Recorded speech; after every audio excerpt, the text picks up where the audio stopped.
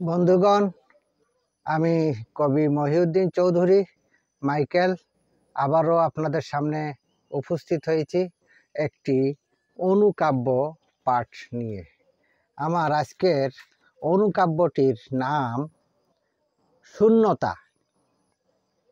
আমি এই অনুকাব্যটি লিখেছিলাম 30/8/2019 খ্রিস্টাব্দে। পাঠ করছি।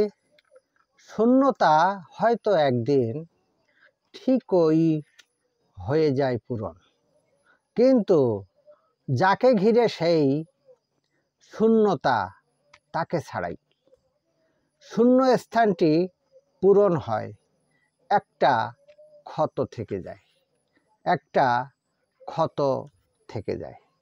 আমার এই অনুকাব্যটি যদি আপনাদের ভালো লেগে থাকে তাহলে দয়া করে আমার এই ইউটিউব চ্যানেলটি সাবস্ক্রাইব করে লাইক, কমেন্ট, শেয়ার দিয়ে পাশে থাকার অনুরোধ রেখে আপনাদের থেকে আজকে আমি বিদায় চাইছি। সবাইকে শুভেচ্ছা, শুভকামনা, অবিরাম, অন্তহীন, নিরন্তর পথ চলা। ধন্যবাদ।